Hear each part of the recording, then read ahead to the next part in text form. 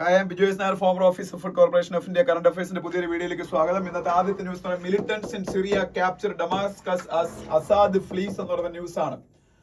അപ്പൊ ഈ ന്യൂസ് ഇതിനെ കുറിച്ച് ഒരു ഷോർട്ട് വീഡിയോ ഞാൻ ചെയ്തിരുന്നു മിനിഞ്ഞാന്ന്. അപ്പോൾ ഇത് ഈ നമ്മളുടെ ഡമാസ്കസ് പിന്നെ അല്ലെങ്കിൽ സിറിയയുടെ ക്യാപിറ്റലാണ് ഡമാസ്കസ് എന്ന് പറയുന്നത്. അപ്പം ബഷർ അൽ അസാദ് എന്ന് പറയുന്ന സിറിയയുടെ ഫോമർ പ്രസിഡന്റ് എന്നേ ഇനി പറയാൻ പറ്റുള്ളൂ. ബഷർ അൽ അസാദ് അവിടെ വീണപ്പോ നമ്മുടെ കേരളത്തിലേക്ക് പല ആൾക്കാർ ഫേസ്ബുക്ക് പേജുകളിലൊക്കെ അതെന്തോ വലിയ സന്തോഷം പങ്കുവയ്ക്കുന്നുണ്ട്. പക്ഷെ ഏറ്റവും വലിയ മണ്ടത്തരമാണത്. കാര്യം എന്ന് വെച്ചാൽ ഇന്ത്യയുടെ എക്കാലത്തെയും ഏറ്റവും വലിയ ഫ്രണ്ട്സുകളിൽ ഒരാൾ ഇസ്ലാമിക് വേൾഡിൽ ആരാണെന്ന് വെച്ചാൽ സിറിയയാണ്. കാരണം ഇന്നത്തെ കാലത്ത് UAE സൗദി അറേബ്യയൊക്കെ ആയിരിക്കാം അത്. പക്ഷെ UAE സൗദി അറേബ്യയൊക്കെ പണ്ടും ഇന്ത്യയായിട്ട് നല്ല ബന്ധം പുലർത്തിയിരുന്നുണ്ടെങ്കിലും കാശ്മീർ വിഷയം വരുമ്പോൾ ഇന്റർനാഷണൽ ഫോറംസിൽ UN-ലും ഓർഗനൈസേഷൻ ഓഫ് ഇസ്ലാമിക് കോഓപ്പറേഷനിലും ഒക്കെ OIC അല്ലെങ്കിൽ ഓർഗനൈസേഷൻ ഓഫ് ഇസ്ലാമിക് കോഓപ്പറേഷൻ എന്ന് പറയുന്നത് മുസ്ലിം രാജ്യങ്ങളുടെ ഒരു കൂട്ടായ്മയാണ്. മോർ ദാൻ 50 കൺട്രീസ് ഉള്ള ഒരു ഗ്രൂപ്പാണ് OIC, organisation of Islamic corporation. It was a habit of Pakistan to raise Kashmir issue in various international foras like OIC, organisation of international corporation, United Nations etcetera during the 1980s, 1990s, 2000, those periods. All those times UAE, Saudi Arabia, like friendly nations of India, supported Pakistan's cause in those international organizations at that time, because India had no such influence in international affairs at that time because of our small economic small economy. We are not a very influential country at that time, but right now because of our economic growth, our global stature became more evident, and these countries are now supporting India. പക്ഷെ അന്ന് UAE Saudi Arabia പാകിസ്ഥാനാണ് ഈ ഫോറംസിലൊക്കെ support ചെയ്തുകൊണ്ടിരുന്നത്. അന്നും ഈ കാശ്മീർ വിഷയം എന്ന് പറഞ്ഞാല് പക്ക ആയിട്ടുള്ള ഒരു ഡൊമസ്റ്റിക് അഫെയർ ഓഫ് ഇന്ത്യ ആണ്. Kashmir is an integral part of India. So Pakistan has no right to issue such kind of issues in OIC, organisation of Islamic cooperation എന്നൊരു സ്റ്റാൻഡ് എടുത്ത അപൂർവ മുസ്ലിം നേഷൻസിലെ വേറെ ആരെങ്കിലും ഉണ്ടോ എന്ന് എനിക്ക് അറിഞ്ഞൂടാ, സിറിയ ആയിരുന്നു. ബഷർ അൽ അസാദ് എന്ന് പറഞ്ഞ president always friend of India ആയിരുന്നു. അപ്പൊ സിറിയയില് ഇന്ത്യയുടെ താല്പര്യങ്ങൾക്ക് എപ്പോഴും നല്ലത് സിറിയയിൽ ബഷർ അൽ അസാദ് ഇരിക്കുന്നതാണ്. പക്ഷെ ബഷർ അൽ അസാദ് അദ്ദേഹത്തിന്റെ ഫാമിലി ഒരു ഡിക്റ്ററ്റോറിയൽ ഫോം ഓഫ് ഒരു ഗവൺമെന്റ് ആണ് അവിടെ ഫോം ചെയ്ത് മുന്നോട്ട് കൊണ്ടുവരുന്നത്. പക്ഷെ ഡിക്റ്ററ്റോറിയൽ എന്ന് പറയുമ്പോൾ നമ്മൾ ആലോചിക്കേണ്ട കാര്യം, നിങ്ങൾക്ക് തോന്നുന്നുണ്ടോ നിങ്ങൾ അങ്ങനെയാണെന്നുണ്ടെങ്കിൽ നിങ്ങൾ വെറും ഇന്നസെന്റ് ആയിട്ടുള്ള ആൾക്കാരെന്ന് പറയേണ്ടി വരും. സിറിയ പോലുള്ള രാജ്യത്ത് ഒരിക്കലും ഡെമോക്രസി പുലരാൻ പോകുന്നില്ല. അഫ്ഗാനിസ്ഥാൻ പോലുള്ള രാജ്യം പോലെ ആണ്. അഫ്ഗാനിസ്ഥാനിൽ ഡെമോക്രസി വളരെ കുറച്ചു കാലം നിലനിന്നെങ്കിലും എല്ലാ കാലത്തും അഫ്ഗാനിസ്ഥാൻ ആ ഡെമോക്രസിയിൽ നിന്ന് വേറെ ഏതെങ്കിലും ഫോം ഓഫ് ഓട്ടോക്രസിയിലേക്ക് ട്രാൻസിഷൻ ചെയ്യപ്പെടുന്നതാണ് കണ്ടുള്ളത്. ഇറാഖിലും അത് തന്നെയാണ്. നമ്മൾ സദാം ഹുസൈനെ കുറ്റം പറയുമ്പോൾ സദാം ഹുസൈൻ എന്നുള്ള ഡിക്റ്റേറ്ററോടെ ഭരിക്കുന്ന സമയത്ത് it was more A peaceful country. ഇപ്പോൾ എന്താണ് ഒരു കയോട്ടിക് ആയിട്ടുള്ള സിറ്റുവേഷൻ ആണ് ഇറാഖിൽ. ഇതായിരിക്കും സിറിയയിലും സംഭവിക്കാൻ വേണ്ട. ഇസ്ലാമിക് സ്റ്റേറ്റ്, അൽ ഖ്വയ്ദയുടെ വേരിയസ് ഫാക്ഷൻസ്, മറ്റ് മിലിറ്റന്റ് ഗ്രൂപ്പുകൾ, they all are trying to destabilise that country. And അത് കുറച്ചുകൂടെ ഫാസ്റ്റ് ആവാനാണ് പോകുന്നത്. അപ്പൊ അവിടെയൊക്കെ ഡിക്റ്ററ്ററൽ ഫോം ഓഫ് ഗവർണൻസ് നടക്കും. And Bashar al Assad was a very very good friend of India, and his fall should not be celebrated by us, because അത് ഒരു സുഹൃത്തിന്റെ പരാജയം പോലെയാണ് നമ്മൾ അതിനെ കാണേണ്ടത്. ഓക്കെ, അപ്പം എന്തായാലും ഡമാസ്കസ് സിറിയയുടെ ക്യാപിറ്റലാണ്. ഓക്കെ, പിന്നെ ഇത് പൊളിറ്റിക്സ് ആണ്, നമുക്ക് വേണ്ട. പിന്നെ താഴോട്ട് വരുമ്പോ ഇതൊന്നും നമുക്ക് വേണ്ട. ഈ ഒരു ന്യൂസ് മാത്രമേ ഫ്രണ്ട് പേജിൽ പറയാനുള്ളൂ. അതിനടുത്ത സ്റ്റേറ്റ്സ് പേജിലേക്ക് പോകുമ്പോ first farmers face tear gas at Shambhu border. Farmers വിഷയം എപ്പോഴും ഉള്ളതാ. BJP accuses central government, Kerala government of failing to utilize. അതൊന്നും വേണ്ട. Modi to inaugurate Rising Rajasthan Summit today എന്നൊരു ന്യൂസ് ഉണ്ട്. Rising Rajasthan Summit is an investor summit going to take place in Rajasthan. രാജസ്ഥാന്റെ chief minister Bhajanlal ശർമ്മയാണ്. Rajasthan chief minister is Bhajanlal Sharma. Rajasthan is a BJP ruled state. അവിടുത്തെ investment സമ്മിറ്റിനാണ് rising Rajasthan summit എന്നറിയപ്പെടുന്നത്. അത് പഠിച്ചതിലും കുഴപ്പമൊന്നുമില്ല, because these kinds of investment summits are taking place in all over India. Vibrant Gujarat summit ഗുജറാത്തിൽ നടക്കുന്നു. കേരളത്തിൽ ഇതുപോലെ ഇടയ്ക്കിടയ്ക്ക് ഇൻവെസ്റ്റ്മെന്റ് സമ്മിറ്റുകൾ നടക്കാറുണ്ട്. തമിഴ്നാട്ടിൽ നടക്കാറുണ്ട്. So it is an internal affair of A state. അത് നമ്മൾ പഠിക്കേണ്ട കാര്യമൊന്നുമില്ല. പിന്നെ ജസ്റ്റ് പറഞ്ഞേ ഉള്ളൂ. പിന്നെ ഒരു മഹാറാണ പ്രതാപ് ഹോർട്ടിക്കൾച്ചറൽ യൂണിവേഴ്സിറ്റി ഹരിയാനയിലാണെന്ന് അറിഞ്ഞിരിക്കുക. മഹാറാണ പ്രതാപ് ഹോർട്ടിക്കൾച്ചറൽ യൂണിവേഴ്സിറ്റി പാനിപ്പട്ടിലാണ്. Panipat is in Haryana. Maharana Pratap horticultural university. പിന്നെ LICയുടെ ബീമാ സഖി യോജന എന്ന് പറയുന്ന ഇതിനെ കുറിച്ച് കൂടുതൽ ഡീറ്റെയിൽഡ് ആയിട്ട് ഞാൻ വായിച്ചില്ല, നിങ്ങളൊന്ന് നോക്കിക്കൊള്ളണം. ബീമാ സഖി Yojana, I think this is an insurance program by Life Insurance Corporation of India for the empowerment of women, because I saw an advertisement by LIC in today's Hindu newspapers front page. അതില് വിമനിനെ empower ചെയ്യാൻ, അവരുടെ ശാക്തീകരണത്തിന് വേണ്ടിയിട്ടുള്ള രീതിയിൽ ഈ ഒരു scheme അവതരിപ്പിച്ചേക്കുന്നത്. I think it has some national importance. That's why Prime Minister Narendra Modi is going to launch this LIC sponsored insurance program today. അപ്പൊ prime minister ഒക്കെ അത് ലോഞ്ച് ചെയ്യണമെങ്കിൽ ഇതൊരു വളരെ ഇമ്പോർട്ടന്റ് ആയിരിക്കും. അതിന്റെ ഡീറ്റെയിൽ നോക്കിയിട്ട് പറഞ്ഞാൽ നിങ്ങൾക്ക് നോക്കിയാൽ മനസ്സിലാവുന്നേ ഉള്ളൂ. ബീമാ സഖി യോജന ബൈ LIC. ഓക്കെ, പിന്നെ താഴോട്ട് വരുമ്പോ വേറെ ഒന്നും വേണ്ട. അതിനടുത്ത പേജ് പോവാം. Finance commission team reaches Kerala for 3-day visit എന്നൊരു ന്യൂസ് കാണാം. Finance commission team reaches Kerala for a 3-day visit. Now, which is the finance commission? 16th finance commission. Now India's finance commission is 16th finance commission. 16th finance commission is visiting various states of India to get the views of those states regarding the tax devolution between central and state. അതാണല്ലോ main mandate of finance commission of India എന്ന് പറയുന്നത്. So currently 16th finance commission is the functioning finance commission of India. One second.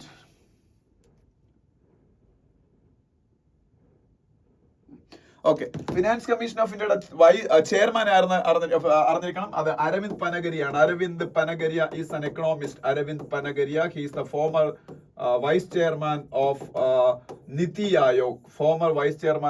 Aayog ആണ് current finance commission chairman Arvind Panagariya. അപ്പം അത് അറിഞ്ഞിരിക്കുക. അവർ കേരളത്തിൽ ഇപ്പൊ visit ചെയ്യാണ്. പിന്നെ ഇന്നത്തെ ഹിന്ദുവിലെ എഡിറ്റോറിയൽ രണ്ടും അത്ര ഡിഫിക്കൽട്ട് എഡിറ്റോറിയൽസ് ഒന്നും അല്ല, എല്ലാവർക്കും മനസ്സിലാവുന്ന എഡിറ്റോറിയൽസ് ആണ്. First editorial is death by water എന്ന് പറയുന്ന എഡിറ്റോറിയലാണ്. Death by water. This editorial is regarding an incident happened in Chennai because of consumption of contaminated water by some residents of Chennai city. They died. Contaminated water is an issue in many parts of India. അതിൽ chemical contamination വരുന്നുണ്ട്, നമ്മളെ biological waste കൊണ്ട് ഉണ്ടാകുന്ന contamination വരുന്നുണ്ട്. അപ്പോൾ still millions of Indians are suffering because of the contaminated water. They are getting affected by the contamination of water. 1 second, ഞാൻ class എടുക്കുകയാണ്. Hello, ചെറുതായിട്ട് പിന്നെ വിളിക്കും, വീഡിയോ ക്ലാസ്.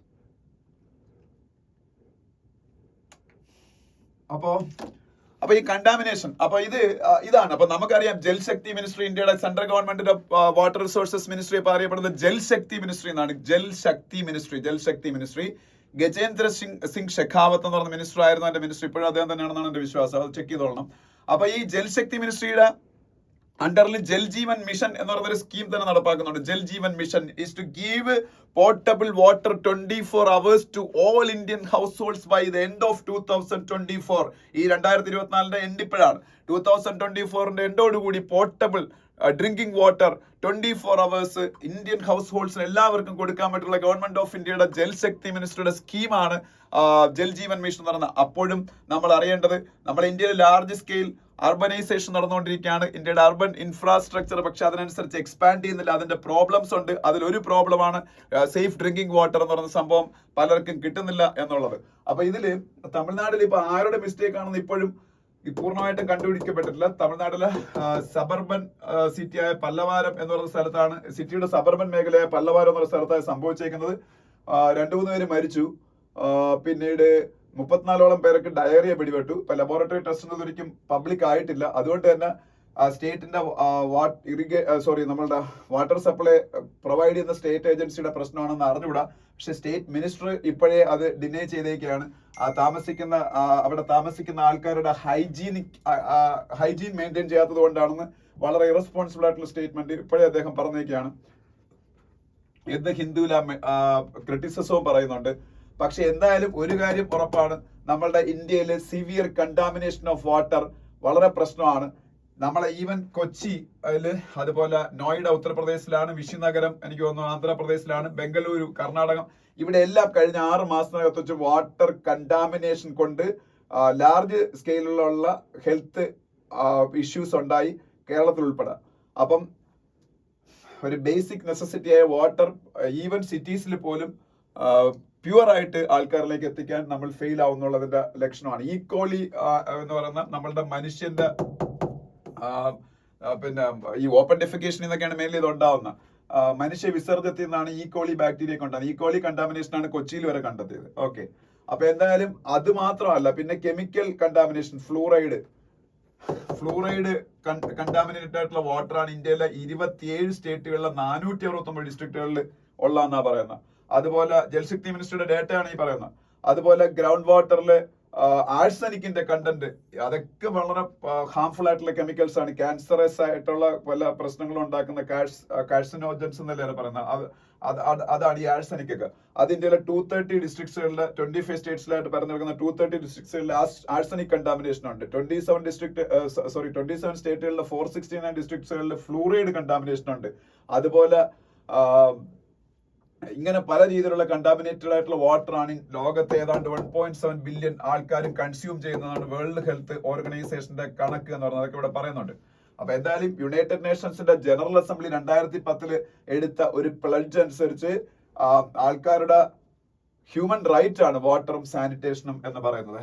പക്ഷേ അത് നമ്മൾ പൂർണ്ണ അർത്ഥത്തിൽ നടപ്പാക്കാൻ ഇതുവരെയ്ക്ക് ഇന്ത്യക്ക് കഴിഞ്ഞിട്ടില്ല. പക്ഷെ തമിഴ്നാടിന്റെ chief minister MK Stalin election ഒക്കെ നടക്കുന്ന സമയത്ത് ഇതിനെ അക്നോളജ് ചെയ്യുകയും അടുത്ത 10 വർഷം കൊണ്ട് തമിഴ്നാട്ടിലെ വാട്ടർ പൊല്യൂഷൻ, വാട്ടർ കണ്ടാമിനേഷൻ ഒക്കെ ഓൾമോസ്റ്റ് ഇല്ലാതാക്കുമെന്ന് അദ്ദേഹം ഒരു പ്രോമിസ് കൊടുക്കുകയൊക്കെ ചെയ്തിരുന്നു. അതിന്റെ കണക്കൊക്കെ ഇവിടെ പറയുന്നുണ്ട്. പക്ഷെ അതിലേക്ക് ഉള്ള ആക്ഷൻസ് ആണ് ഇനി വേണ്ടത്. വാക്കുകൾ പറഞ്ഞിട്ട് മാത്രം, പ്രോമിസസ് മാത്രം പോരല്ലോ. But one thing is good because that Chief Minister himself acknowledged that there is water contamination, that is a serious health issue എന്ന് അദ്ദേഹം അക്നോളജ് ചെയ്തിട്ടുണ്ട്. ഇനി അതിനുള്ള അത് ഇല്ലാതാക്കാനുള്ള റോഡ് മാപ്പ് മാത്രം ക്രിയേറ്റ് ചെയ്താൽ. ഇതാണ് first editorial. Second editorial is actually a political editorial.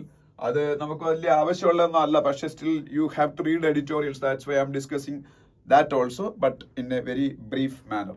അപ്പം ഞാൻ രണ്ടാമത്തെ എഡിറ്റോറിയൽ എന്ന് പറഞ്ഞാൽ രേവന്ത് റെഡ്ഡിയുടെ ഗവൺമെന്റ് 1 year കംപ്ലീറ്റ് ചെയ്യുന്നതിനെ കുറിച്ചാണ്. Revanth Reddy government is a Congress government in south India. കർണാടകത്തിലും ഒരു കോൺഗ്രസ് ഗവൺമെന്റ് ഉണ്ട്, തെലങ്കാനയിലും ഒരു കോൺഗ്രസ് ഗവൺമെന്റ് ഉണ്ട്. അപ്പോൾ കോൺഗ്രസ് ഗവൺമെന്റ് അധികാരത്തിൽ വരുന്ന കുറെ പ്രോമിസസ് കൊടുത്തിട്ടാണ്, കുറെ ഗ്യാരണ്ടീസ് കൊടുത്തിട്ടാണ് ഫാമേഴ്സിന്, വിമനിന്, എൽഡർലി ആയിട്ടുള്ള ആൾക്കാർക്ക്, ഡിസഡ്വാൻറ്റേജഡ് ആയിട്ടുള്ള, ഫിസിക്കലി ചലഞ്ചഡ് ആയിട്ടുള്ള ആൾക്കാർക്ക് കുറെ ഗ്യാരണ്ടീസ് കൊടുത്തിരുന്നു അവർ. ഈ ഗ്യാരണ്ടീസ് എല്ലാം 1 year ആകുമ്പം എന്താണ് ആ ഗ്യാരണ്ടീസിന് സംഭവിച്ചത്, അത് പൂർണ്ണമായിട്ടും ഫുൾഫിൽ ചെയ്തിട്ടുണ്ടോ രേവന്ത് റെഡ്ഡിയുടെ ഗവൺമെന്റ് എന്നാണ് ഇതിൽ പരിശോധിക്കുന്നത്. ഈ എഡിറ്റോറിയൽ വായിക്കാൻ നമുക്ക് മനസ്സിലാവുന്ന വെച്ചാൽ രേവന്ത് റെഡ്ഡിയുടെ ഗവൺമെന്റിന് അത് പൂർണ്ണമായിട്ട് ഫുൾഫിൽ ചെയ്യാൻ പറ്റിയിട്ടില്ല. കുറേയൊക്കെ ചെയ്തു അവർ.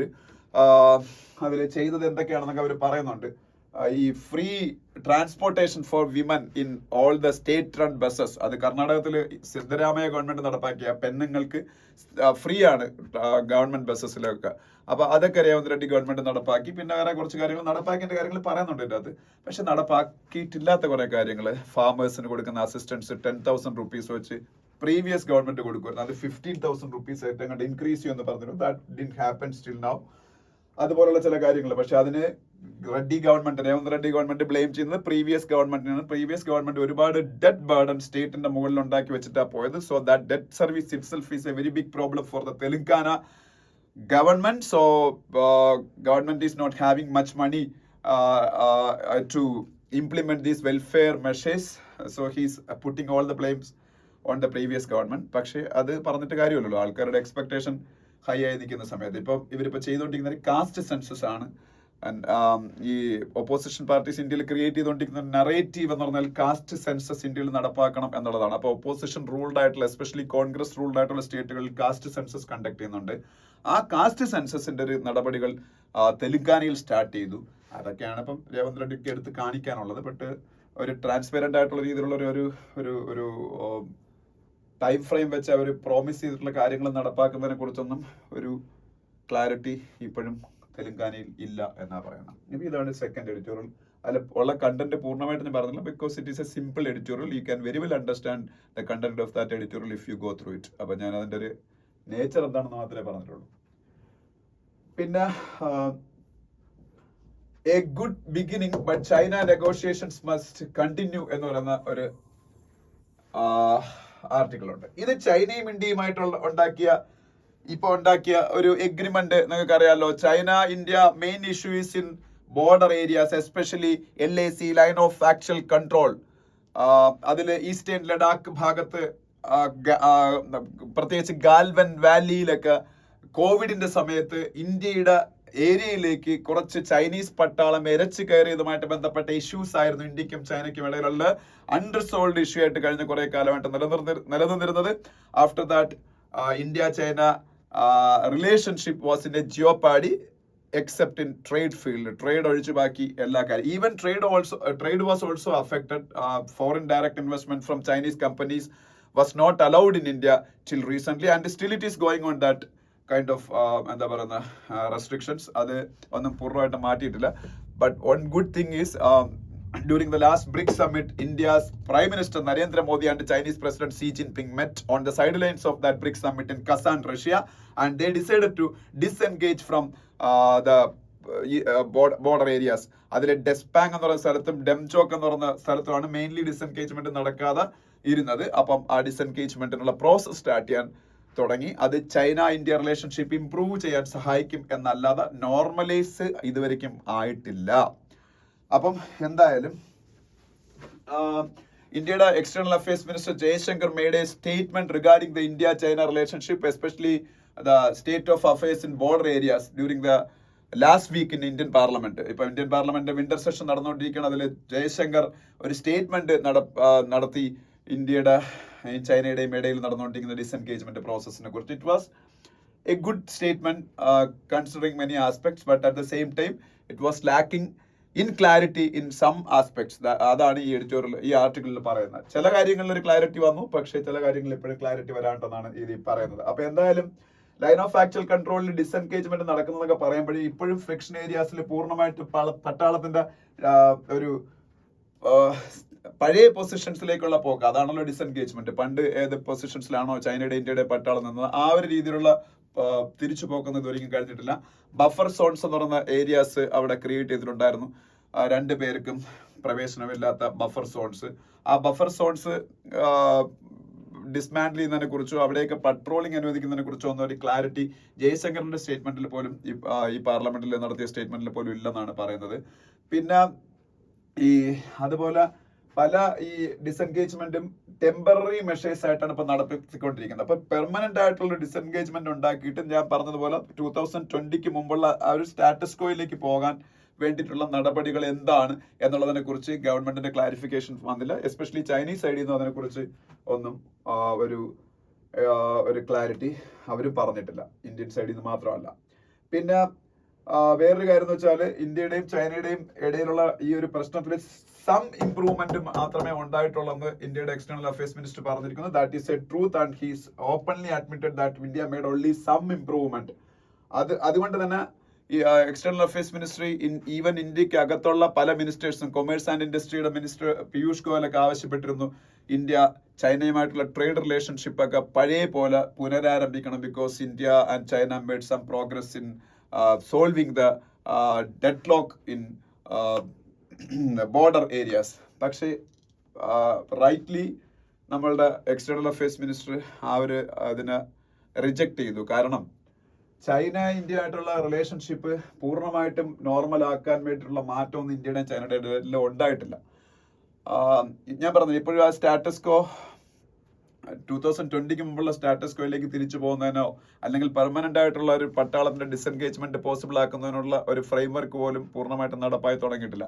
രണ്ടാമത്തെ കാര്യം, ഈ ട്രേഡ് എന്ന് പറയുന്ന സംഭവം നമ്മൾ ഈ ചൈന എന്നുള്ള ഇമ്പോർട്ടിനെ ഇപ്പോഴും ഒരുപാട് ഡിപ്പെൻഡ് ചെയ്യുന്ന രാജ്യമാണെങ്കിലും ചൈനയുടെ ഒരു സപ്ലൈ ചെയിനിന്റെ ഭാഗമായിട്ട് നമ്മളങ്ങ് മാറിക്കഴിഞ്ഞാൽ ചൈനയ്ക്ക് ഒരു ഹിസ്റ്ററി ഉണ്ട്, ഒരു അവരുടെ ഒരു ട്രാക്ക് റെക്കോർഡ് നോക്കുകയാണെങ്കിൽ അവരുമായിട്ടുള്ള ഇമ്പോർട്ട് ഡിപ്പെൻഡൻസി എന്ന് പറയുന്ന സംഭവം ഒരു വെപ്പണായിട്ട് പല രാജ്യങ്ങളെയും അറ്റാക്ക് ചെയ്യാൻ അവർ യൂസ് ചെയ്യാറുണ്ട്. അത്തരത്തിലുള്ള ട്രാക്ക് റെക്കോർഡുള്ള രാജ്യം, എസ്പെഷ്യലി ഇന്ത്യയുടെ എനിമിയായിട്ട് എല്ലാ കാലത്തും ആക്ട് ചെയ്തിട്ടുള്ള രാജ്യത്തിനോട് നമ്മൾ പൂർണ്ണമായിട്ടും അതിർത്തി പ്രശ്നങ്ങളിൽ നിന്ന് പരിഹരിക്കുന്നതിന് മുമ്പേ ട്രേഡ് ഉൾപ്പെടെയുള്ള കാര്യങ്ങളിൽ ഒരു നോർമലൈസേഷൻ കൊണ്ടുവരുന്നത് നല്ലതായിരിക്കില്ല എന്ന് അത് ഇന്ത്യയുടെ എക്സ്റ്റേണൽ അഫയേഴ്സ് മിനിസ്റ്റർ ആ കാര്യത്തിൽ നല്ല കാര്യമാണ് ചെയ്യുന്നതെന്നും ഈ ആർട്ടിക്കിളിൽ പറയുന്നുണ്ട്. പിന്നെ പറയുന്നത് ഇതിൽ കോർഡിനേറ്റഡ് പട്രോളിങ്ങിനെ കുറിച്ച് പറയുന്നുണ്ട്. അതായത് രണ്ട് രാജ്യങ്ങളുടെയും പട്ടാളം അല്ലെങ്കിൽ അതിർത്തി കാക്കുന്നത് ആരാണോ അവരുടെ കോർഡിനേറ്റഡ് പട്രോളിംഗ് ചില ഫ്രിക്ഷൻ പോയിന്റ്സിൽ. പക്ഷെ ആ കോർഡിനേറ്റഡ് പട്രോളിംഗ് നടത്തുമ്പോഴും നമുക്ക് മുമ്പ് പ്രവേശനം ഉണ്ടായിരുന്ന ചില മേഖലകളിലേക്ക് അതായത് ഗാൽവൻ വാലിയിലൊക്കെ ചില പ്രദേശങ്ങളാണ് അവർ പറഞ്ഞേക്കുന്ന, ഗോഗ്ര, പാങ്കോങ് ലേക്ക് അങ്ങനെയൊക്കെ പറഞ്ഞ കുറെ സ്ഥലങ്ങളുണ്ട്. ആ സ്ഥലങ്ങളിലേക്കൊക്കെ ഇന്ത്യൻ പട്ടാളത്തിന് ഇപ്പോൾ ഈ കോർഡിനേറ്റഡ് പട്രോളിങ്ങിന്റെ ഭാഗമായിട്ട് പ്രവേശനം അനുവദിക്കുമോ, പട്രോളിംഗ് റൈറ്റ്സ് അനുവദിക്കുമോ, അങ്ങനെയുള്ള ക്വസ്റ്റ്യൻസ് ഒക്കെ ഇതിൽ ഇതേ ഒരു ഫോമർ ഡിപ്ലോമാറ്റ് ആണ് അദ്ദേഹം ചോദിക്കുന്നുണ്ട്. പിന്നെ അങ്ങനെ കുറെ കാര്യങ്ങൾ അതിൽ പറഞ്ഞേക്കുന്നത്. പിന്നീടെന്ന് വെച്ചാല് ഇപ്പൊ ഇന്ത്യ ഈ ഡിസെൻഗേജ്മെന്റ് പ്രോസസ്സൊക്കെ നടക്കുന്നു എന്ന് പറയുന്നു. ചൈനീസ് പട്ടാളവുമായിട്ടും അവിടുത്തെ ചൈനീസ് ഗവൺമെന്റുമായിട്ടുള്ളൊക്കെ ടോക്സിന്റെ അടിസ്ഥാനത്തിൽ കുറെ ഇമ്പ്രൂവ്മെന്റ് ഉണ്ടാക്കിയെന്ന് പറയുമ്പോഴും ഇന്ത്യക്ക് ഇപ്പോഴും പണ്ട് പ്രവേശനം ഉണ്ടായിരുന്ന പല മേഖലകളിലും ഇപ്പൊ ഇന്ത്യക്ക് ഇപ്പോഴും പ്രവേശനം ഇല്ല ഈ ടോക്സിനും ഈ പോസിറ്റീവ് ആയിട്ടുള്ള ഔട്ട്കംസിനും ഒക്കെ ശേഷവും എന്നാണ് ഈ ഓദറിനോട് പല റിട്ടയർഡ് ആയിട്ടുള്ള ആർമി ഓഫീസേഴ്സും പറഞ്ഞതെന്നും അദ്ദേഹം ഇതിൽ പറയുന്നുണ്ട്. പിന്നെ നമ്മൾ ഈ LAC line of actual control എന്ന് പറയുന്ന സംഭവം നമ്മൾ അംഗീകരിക്കുമ്പോഴും ചൈന അംഗീകരിക്കുന്ന കാര്യം എല്ലാവർക്കും അറിയാവുന്നവരാണ്. പക്ഷെ ചൈന അംഗീകരിക്കാതിരിക്കുമ്പോഴും ചൈന കുറേയൊക്കെ അതിനെ റെസ്പെക്ട് ചെയ്യുന്നുണ്ടായിരുന്നു, ചൈനയുടെ പഴയ ഭരണാധികാരികൾ. പക്ഷെ ഇപ്പോഴത്തെ സി ജിൻപിങ് അതിനെ പൂർണ്ണമായിട്ടും റെസ്പെക്ട് ചെയ്യാത്തൊരു സമീപനമാണ് ലൈൻ ഓഫ് ആക്ച്വൽ കൺട്രോൾ. അദ്ദേഹത്തിന്റെ ഒരു ഭാഷ അനുസരിച്ച്, അദ്ദേഹത്തിന്റെ ഒരു പൊസിഷൻ അനുസരിച്ച് ലൈൻ ഓഫ് ആക്ച്വൽ കൺട്രോൾ ഉൾപ്പെടുന്ന പ്രദേശങ്ങളെല്ലാം ചൈനയുടേതാണ്, അത് അവരുടെ സോവറൻ പ്രദേശങ്ങളാണെന്നുള്ളൊരു സ്റ്റാൻഡാണ്. അപ്പം ആ ഒരു സ്റ്റാൻഡുമായിട്ട് ചൈന മുമ്പോട്ട് പോകുമ്പോൾ അണ്ടർ സി ജിൻപിങ് ഇന്ത്യക്ക് നോർമലൈസേഷൻ എന്ന് പറയുന്ന പ്രോസസ്സ് അത്ര എളുപ്പമായിരിക്കത്തില്ല എന്നും പറയുന്നുണ്ട്. അങ്ങനെ കുറെ കാര്യങ്ങൾ അതിനകത്ത് പറഞ്ഞേക്കുന്നത്.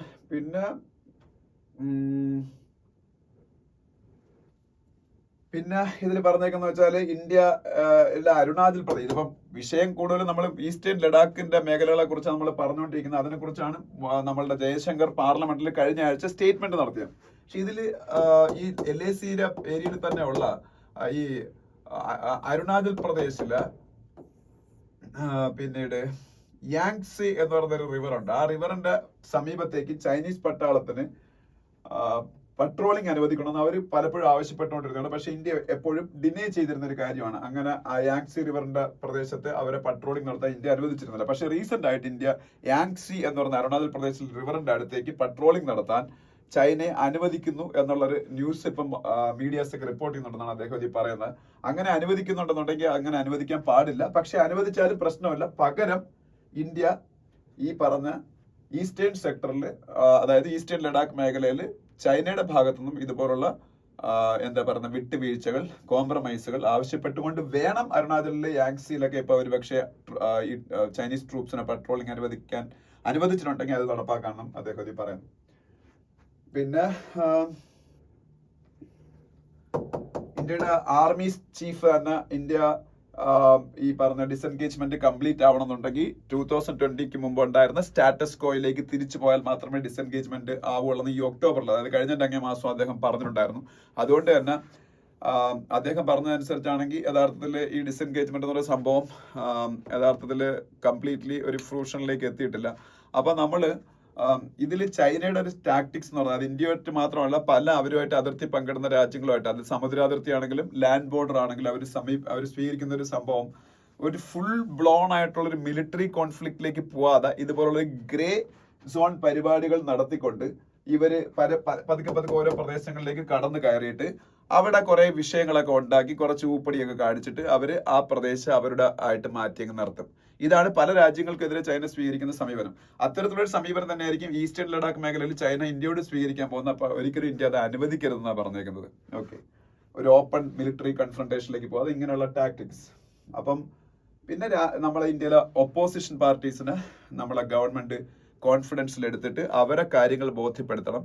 അത് പണ്ടത്തെ ഗവൺമെന്റുകൾ അങ്ങനെ ചെയ്തിരുന്നു എന്നും 95-ലും 2005-ലും ഒക്കെ ഭരിച്ചിരുന്ന ഗവൺമെന്റുകൾ, ആ ഗവൺമെന്റിൽ ഭരിക്കുമ്പോൾ ഈ എഴുതിയിരിക്കുന്ന അശോക് കാന്ത എന്ന് പറഞ്ഞൊരു ഫോമർ ഡിപ്ലോമേറ്റ് എഴുതിയിരിക്കുന്നത്, അദ്ദേഹമൊക്കെ ആ രീതിയിൽ ഒപ്പോസിഷനുമായിട്ട് സംസാരിക്കാൻ അന്നത്തെ ഗവൺമെന്റുകൾ ചുമതലപ്പെടുത്തിയിരുന്നതും ഇപ്പോഴത്തെ ഗവൺമെന്റും ഇത്തരത്തിൽ ഒപ്പോസിഷനെ കോൺഫിഡൻസിൽ എടുത്തുകൊണ്ട് അവരെയും കൂടെ കാര്യങ്ങൾ ബോധ്യപ്പെടുത്തി മുമ്പോട്ട് പോകണമെന്നൊക്കെയാണ് ഈ ആർട്ടിക്കിൾ പറയുന്നത്. ഈ article is about international relationship. It is a very good article and it was written by a very intelligent and efficient former IFS officer of India. So it is worth reading. അതുകൊണ്ട് നിങ്ങളത് വായിച്ചു നോക്കണം. Okay, അപ്പോൾ ഇനി അതൊന്നും അറിഞ്ഞിരിക്കുക.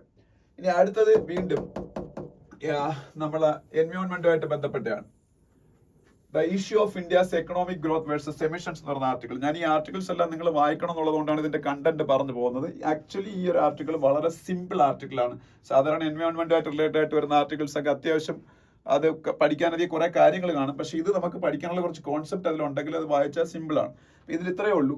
ഏതൊരു രാജ്യത്തിന്റെയും എക്കണോമിക് ഡെവലപ്മെന്റ് എന്ന് പറയുന്നത് അത് ഫാസ്റ്റ് ആയിട്ട് മാറുമ്പോൾ ആ രാജ്യത്തിലെ പെർ ക്യാപിറ്റ എമിഷനും കൂടിക്കൊണ്ടിരിക്കും. അല്ലെങ്കിൽ GHG എമിഷൻ, GHG എന്ന് പറയുന്നത് എന്താണ്? ഗ്രീൻ ഹൗസ് ഗ്യാസസിന്റെ എമിഷനും കൂടിക്കൊണ്ടിരിക്കും. ഇന്ത്യയുടെ കാര്യവും it is not different because in 1990s, exactly in 1991, during the reign of Prime Minister Narasimha Rao, only India went for economic liberalization. After that, India's pace of economic growth has increased manifold.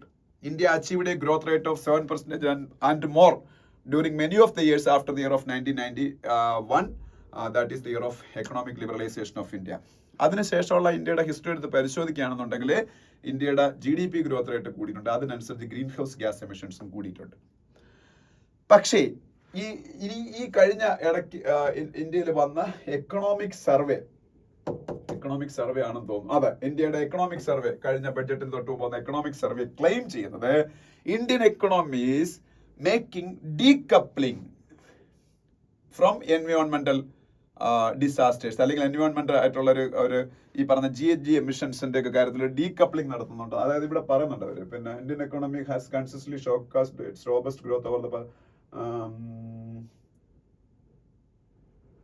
However, India's economic survey 2023-24 claims that India has decoupled its economic growth from GHG emissions. അതാണ് actually വേണ്ടത്. നമ്മുടെ economic growth ഉണ്ടാവണം, at the same time it should be decoupled from the GHG emissions എന്നാണ്, green house gas emissions.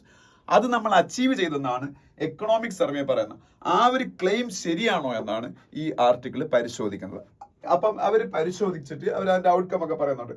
ഈ സത്യത്തിൽ decoupling എന്ന് പറഞ്ഞാൽ രണ്ട് തരത്തിലുള്ള ഡീകപ്ലിംഗ് ഉണ്ട്. ഞാൻ പറഞ്ഞു economic growth should be decoupled from greenhouse gas emissions. That decoupling is of two types: absolute decoupling and relative decoupling. അങ്ങനെ രണ്ട് തരത്തിലുള്ള ഡീകപ്ലിംഗ് ഉണ്ട്, absolute decoupling and relative decoupling. അപ്പോൾ നമ്മൾ അച്ചീവ് ചെയ്തത് അബ്സല്യൂട്ട് ഡീകപ്ലിംഗ് ആണോ റിലേറ്റീവ് ഡീകപ്ലിംഗ് ആണോ എന്നാണ് ഇതിൽ പരിശോധിക്കുന്നത്. എന്താണ് ഇത് രണ്ടും തമ്മിലുള്ള വ്യത്യാസം എന്ന് ആദ്യമേ പറയാം. ഇപ്പൊ ഒരു രാജ്യത്തിന്റെ എക്കോണമി കഴിഞ്ഞൊരു 20 years എടുക്കുന്നു, അല്ലെങ്കിൽ 15 years എടുക്കുന്നു, അല്ലെങ്കിൽ പോട്ടെ ഒരു 10 years during the last 1 decade India's growth trajectory that they will analyze. So India achieved a growth rate of 6.5%. I'm telling you an example, 6.5% during the last decade. And they will go for greenhouse gas emission growth. And that greenhouse gas emission growth was only 4% during the last 1 decade. So economic growth was 6.5%. At the same time, greenhouse gas emission growth was 4%. That means India's economic growth outperformed greenhouse gas emissions growth. അപ്പോൾ greenhouse gas എമിഷന്റെ growth economic ഗ്രോത്തിനെക്കാളും കുറവാണ്. That means relative decoupling എന്ന് പറയും. അതായത് അപ്പോഴും green house gas emissions will be green house gas emissions will be very high, but അത് compare ചെയ്യുമ്പോൾ നമ്മുടെ economic ഗ്രോത്തിനെക്കാളും കുറവാണെങ്കിൽ അതിനെ റിലേറ്റീവ് ഡീകപ്ലിംഗ് എന്ന് പറയും. പക്ഷേ അബ്സല്യൂട്ട് ഡീകപ്ലിംഗ് സംഭവിക്കുമ്പോൾ ഈ 6.5% ഗ്രോത്ത് ആണ് ഇന്ത്യക്ക് സംഭവിക്കുന്നതെങ്കിൽ ഇവിടെ ഈ പറഞ്ഞ ഗ്രീൻ ഹൗസ് ഗ്യാസ് എമിഷൻസ് എന്ന് പറയുന്നത് -1 ഒക്കെ ആയിരിക്കും. അതായത് മുമ്പ് എത്ര ഉണ്ടായിരുന്ന അതിനേക്കാൾ കുറവായിരിക്കും. മനസ്സിലായോ? മുമ്പ് ഉണ്ടായിരുന്നതിനേക്കാൾ കുറവായിരിക്കും. മുമ്പ് നമ്മൾ എമിറ്റ് ചെയ്തത് എത്രയാണോ അതിനേക്കാൾ കുറഞ്ഞു വരും. ഇപ്പം നമ്മൾ എമിറ്റ് ചെയ്തതിനേക്കാൾ കൂടിയെന്നുണ്ടല്ലോ, 4% കൂടിയെന്ന് പറഞ്ഞു. അപ്പം മനസ്സിലായെന്ന് ഞാൻ വിശ്വസിക്കുന്ന എക്സാമ്പിൾ വെച്ച്. അതായത് റിലേറ്റീവ് ഡീകപ്ലിംഗിൽ അപ്പോഴും green house gas emissions will be more as compared to previous years, but at the same time the economic growth will outperform the greenhouse gas emissions growth. പക്ഷേ absolute ഡീകപ്ലിംഗിൽ അങ്ങനെയല്ല, അത് കുറഞ്ഞു വരും. Economic growth കൂടിയും greenhouse gas emission കുറഞ്ഞു വരും.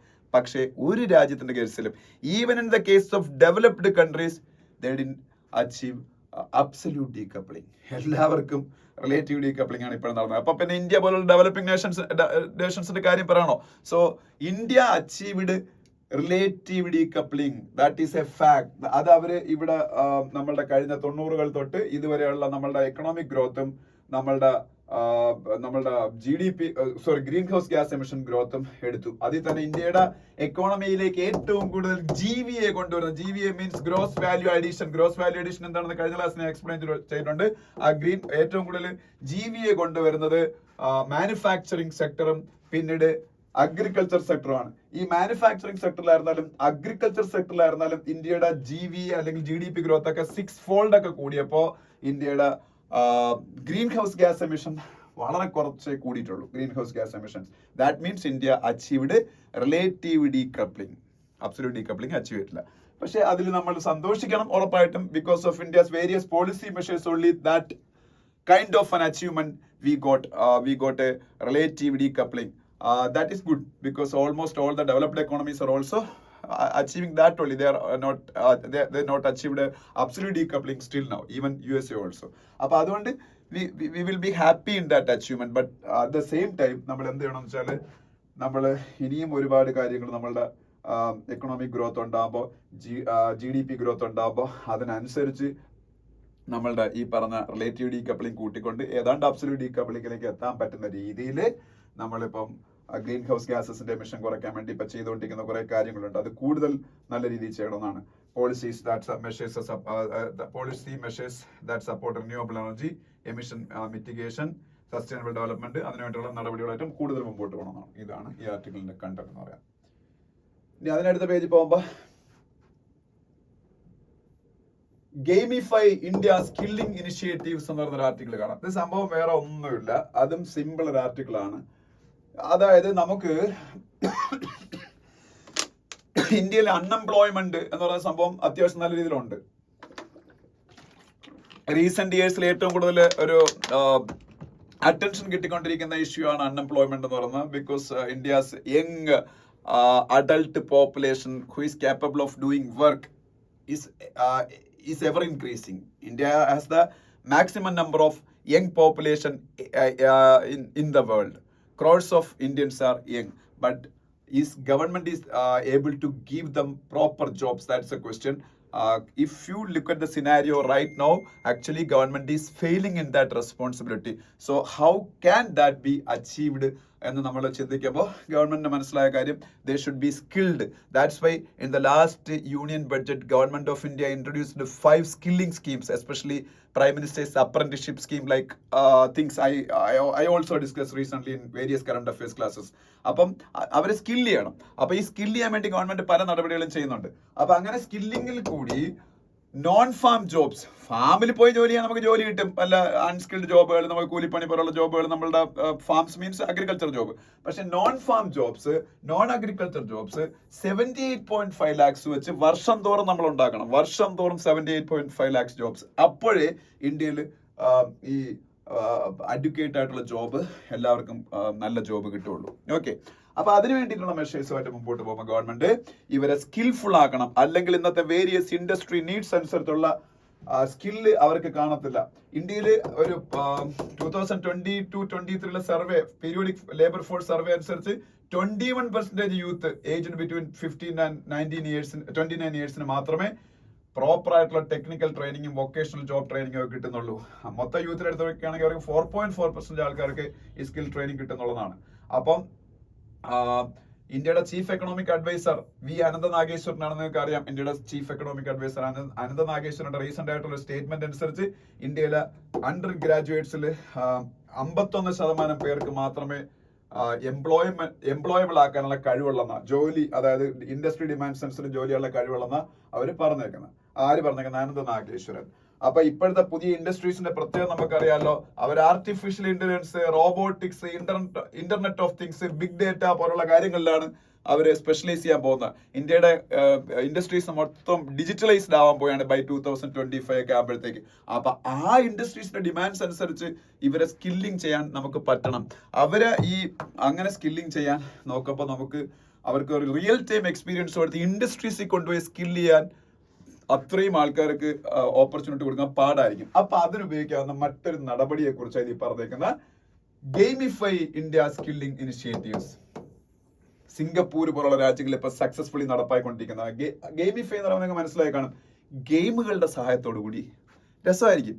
നമ്മളൊരു ഗെയിം കളിക്കുന്നു, അതിന് അനുഗുണമായിട്ടുള്ള ഗെയിമുകൾ ഡെവലപ്പ് ചെയ്യുന്നു.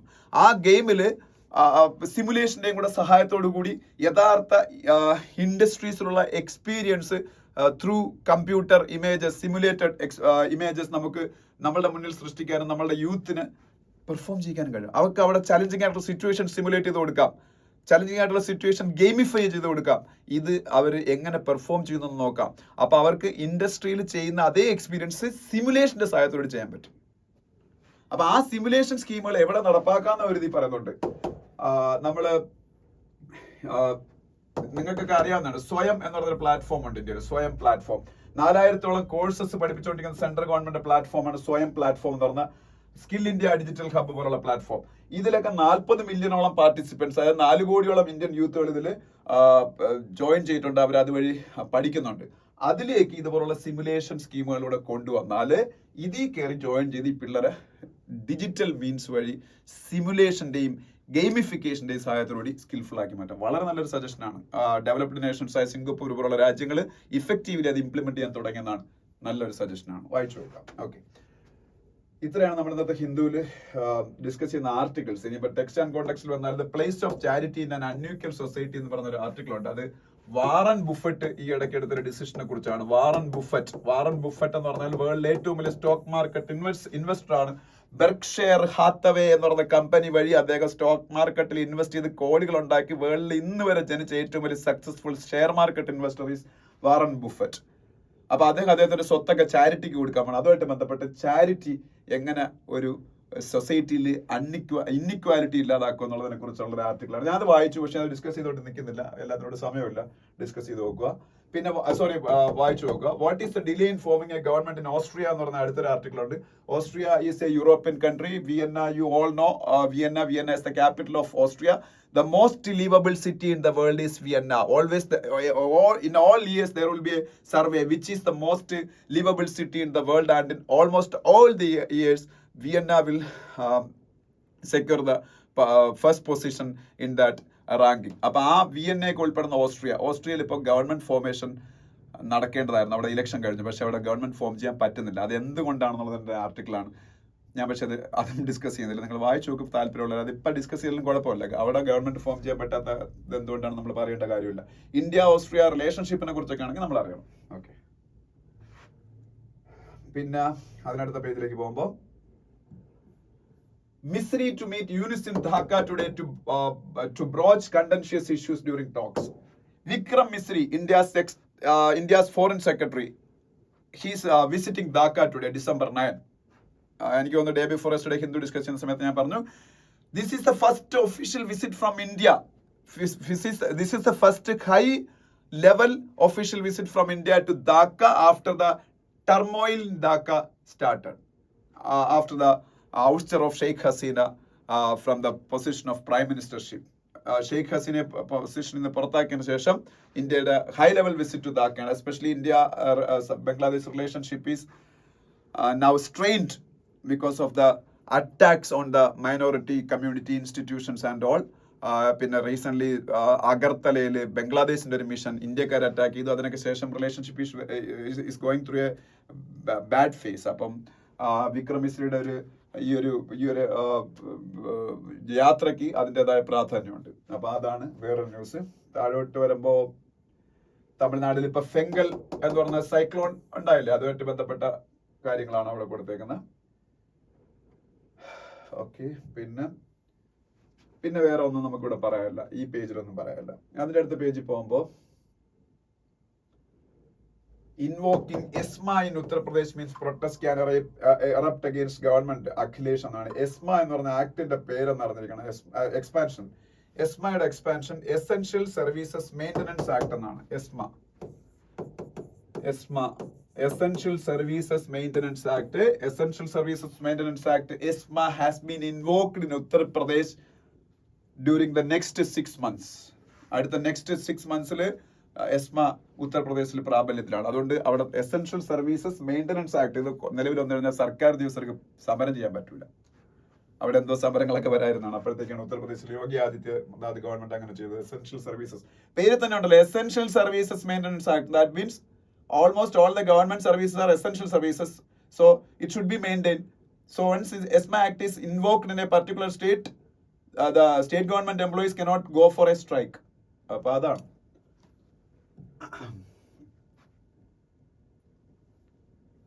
പിന്നെ ഒന്നും ആ പേജിൽ പറയാനില്ല. അതിനടുത്ത പേജിൽ പോകുമ്പോൾ വളരെ ഇമ്പോർട്ടൻ്റ് ആയിട്ടുള്ള ഇൻഫർമേഷൻ ഉണ്ട്. That is very important for India. Foreign direct investment inflows into India crosses $1 trillion. $1 trillion is a milestone figure. From 2000 September to 2024 September period, that means 24 years. From 2000 September to 2024 September, the foreign direct investment inflows into India crossed $1 trillion. That means around 1 lakh crores of dollars. Around 84 lakhs crores of dollars has been received in India as foreign direct investment.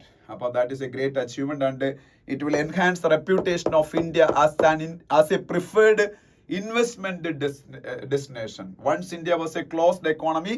I told you already, during the reign of Narasimha Rao as the Prime Minister of India and Manmohan Singh as the Finance Minister of India, India started to open the doors of our economy to various investors of outside countries. That's why Prime Minister Narasimha Rao is known as the father of economic liberalization in India. After that only, India started receiving substantial amount of foreign direct investment from various multinational companies. Now, India opened almost all the sectors of Indian economy up to I think 2020, India's defense sector, India's space sector, etc. was not open because that were considered as strategic sectors. So those sectors were banned from investment from foreign players. But recently, India has decided to open those sectors also. Even defense and space are now open to foreign direct investment or private investment. Apam India, one of the most attractive foreign direct investment destinations in the world. India is one of the most open economies in the world also now. Previously, it was one of the most closed economies in the world. Okay, അപ്പോൾ അതിൻ്റെ ഒരു manifestation ആണിത്. DPIIT ആണ് ഇതിന്റെ കണക്കുകൾ പുറത്തുവിട്ടിരിക്കുന്നത്. Because that is the department responsible for all these activities of foreign direct investment. DPIIT, Department of Promotion of Industries and Department of Promotion of Industry and Internal Trade. Department of Promotion of Industry and Internal Trade, DPIIT. Chandigarh leads in enforcing criminal laws. Adum arnirikka. Chandigarh, India's union territory, Chandigarh. New criminal laws were enforced in India from the date of July 1st, 2024. That means 5 months before only India started transitioning to a new criminal law system. Bharatiya Nyaya Samhita, BNS, in place of Indian Penal Code. Bharatiya Nagarik Suraksha Samhita in the place of വേറൊരു act ഉണ്ടായിരുന്നല്ലോ, Bharatiya Nagarik Suraksha Sanhita instead of code of criminal procedure. Code of criminal procedure ആണ് മുമ്പ് നിലവിലുണ്ടായത്. അതിന് പകരം ഭാരതീയ നാഗരിക് സുരക്ഷാ സംഹിത. അതുപോലെ Bharatiya Sakshya Adhiniyam instead of Indian evidence act. അപ്പൊ ഈ 3 നിയമങ്ങൾക്ക് പകരം ഇന്ത്യൻ പീനൽ കോഡിന് പകരം ഭാരതീയ ന്യായ സംഹിത, കോഡ് ഓഫ് ക്രിമിനൽ പ്രൊസീജിയറിന് പകരം ഭാരതീയ നാഗരിക് സുരക്ഷാ സംഹിത, അതുപോലെ ഇന്ത്യൻ എവിഡൻസ് ആക്ടിന് പകരം ഭാരതീയ നാഗരികമല്ല ഭാരതീയ സാക്ഷ്യ അധിനിയം. ഈ 3 നിയമങ്ങൾ ജൂലൈ 1st, 2024 അതിന്റെ എല്ലാ അർത്ഥത്തിലും നടപ്പാക്കി കഴിഞ്ഞ ആദ്യത്തെ ഇന്ത്യയിലെ സ്ഥലമായി ചണ്ഡീഗഡ് മാറിക്കഴിഞ്ഞു. ബാക്കി ഇന്ത്യയിൽ അത് പൂർണ്ണമായിട്ട് ഇംപ്ലിമെന്റ് ചെയ്ത് ആ രീതിയിലേക്ക് ട്രാൻസിഷൻ ആവാൻ 3 years ഗവൺമെന്റ് കൊടുത്തിട്ടുണ്ട്. Because that needs infrastructure. So to develop that infrastructure for all the states and union territories of India, Government of India's Home Ministry gave 3 years of time, because the Home Ministry is the responsible ministry to implement all these criminal laws in India. So 3 years time is there, but still Chandigarh achieved that within 5 months. That is a commendable achievement. This article is regarding their achievement. Okay. Chandigarh അറിയാലോ, ഹരിയാനയുടെയും പഞ്ചാബിന്റെയും capital.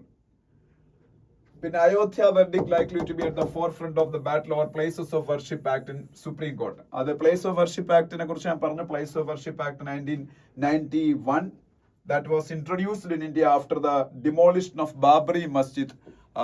അപ്പോൾ അതിന്റെ ഒരു existence question ചെയ്യപ്പെടുന്നു, അതിന്റെ constitutional validity question ചെയ്യപ്പെടുന്നു supreme കോടതിയിൽ. Supreme court of India is going to hear petition against the constitutional validity of Places of Worship Act 1991. അതിപ്പോ ഈ ആഴ്ച തൊട്ട് കേട്ടു തുടങ്ങി ഇന്ത്യയുടെ supreme court chief justice Sanjiv Khanna. അപ്പൊ അതുമായിട്ട് ബന്ധപ്പെട്ട ഒരു ആർട്ടിക്കിളാണ്. പിന്നെ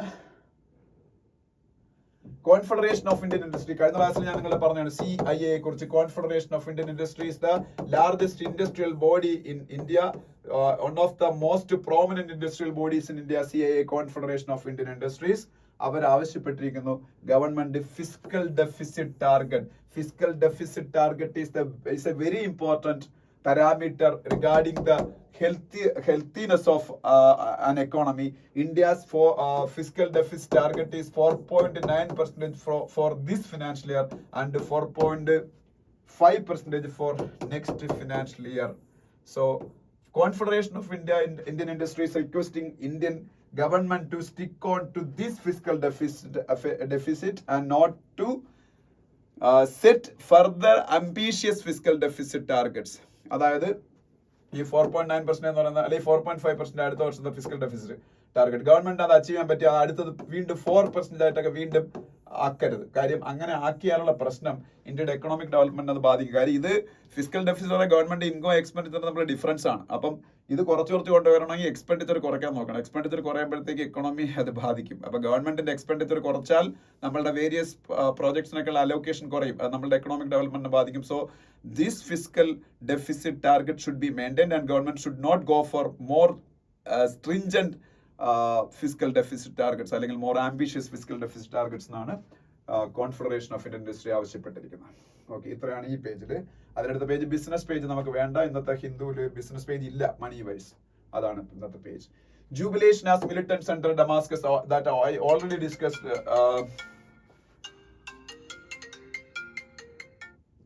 ക്ലാസ് എടുക്കുന്ന ശരിയത്തില്ല. ഓക്കെ. അപ്പോൾ ഫിസിക്കൽ